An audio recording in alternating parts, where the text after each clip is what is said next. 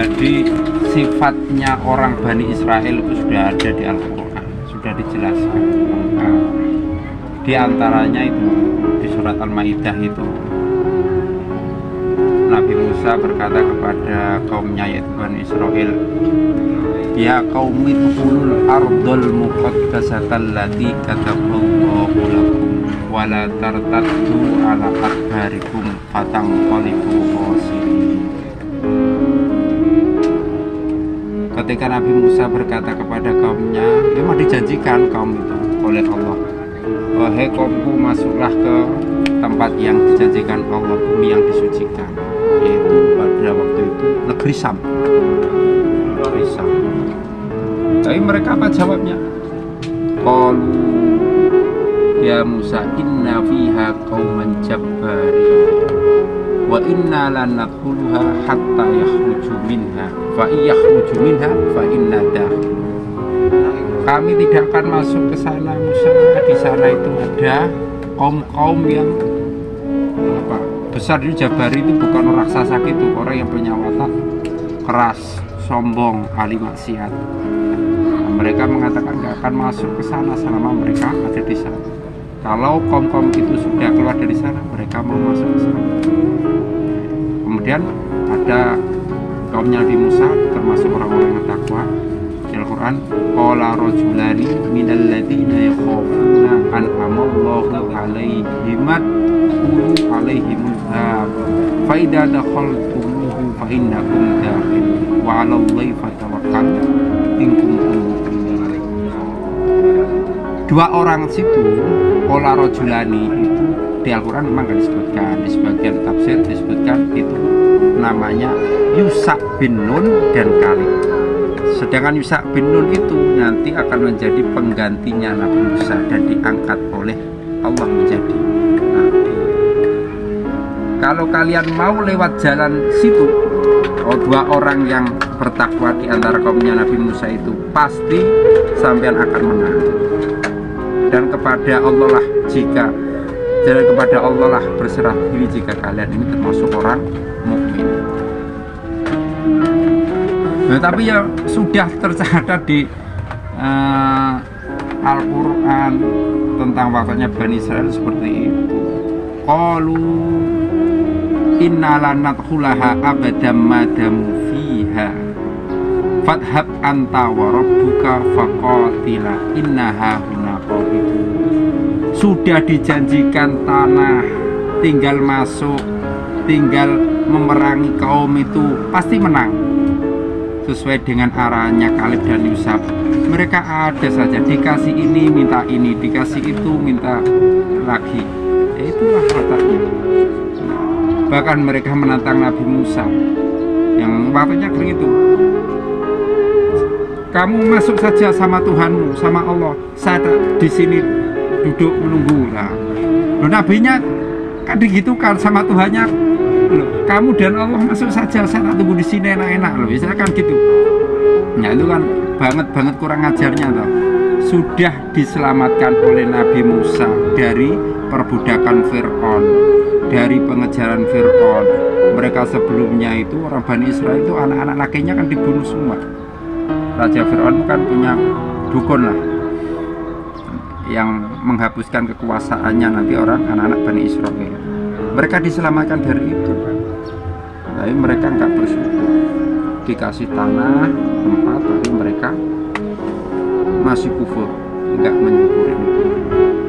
Engkau wahai Musa, masuklah sendiri sama Tuhan Musa, kami di sini.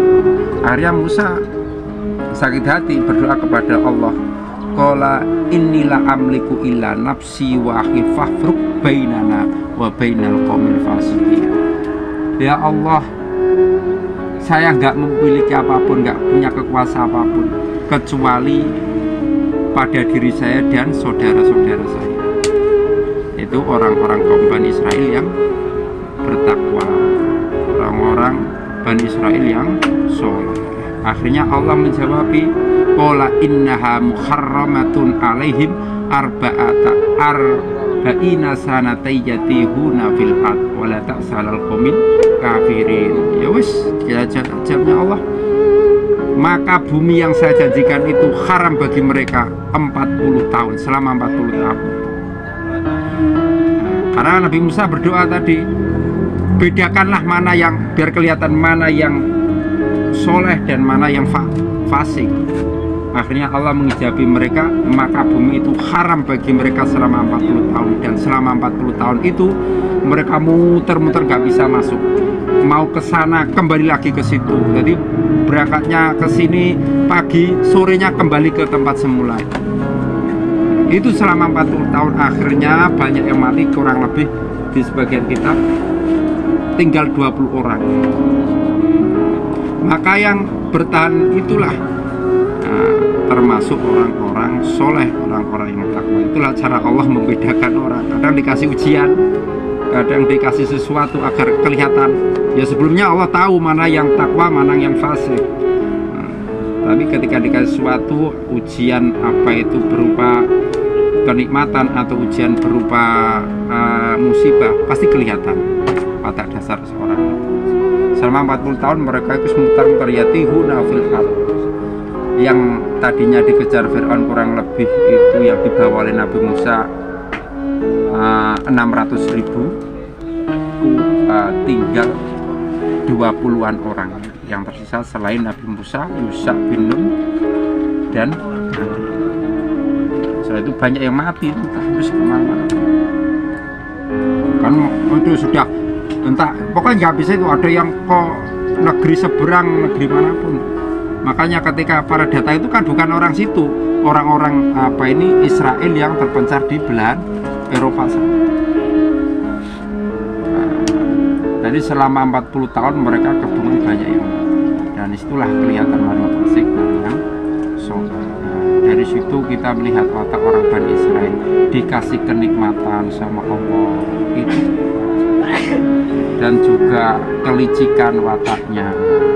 Sampai sekarang juga gitu. Kalau dia itu berjuang sendiri, Israel itu melawan Palestina itu gak akan pernah menang. Dia itu menggunakan memperalat negara-negara Israel. Dan sampai kapanpun orang Israel itu juga gak akan hidup tenang.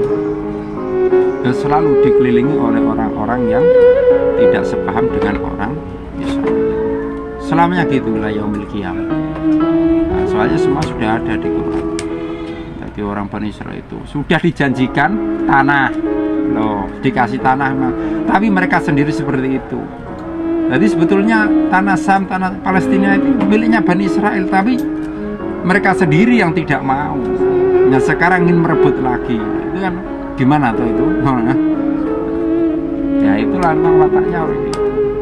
Ya mereka nggak mau, ya wes, yang dulu kan nggak mau tau, ya wes, kalau nggak mau ya sudah bilang nggak mau, sekarang mau merebut lagi. Maka dari itu sampai kapanpun orang Israel nggak akan pernah hidup tenang.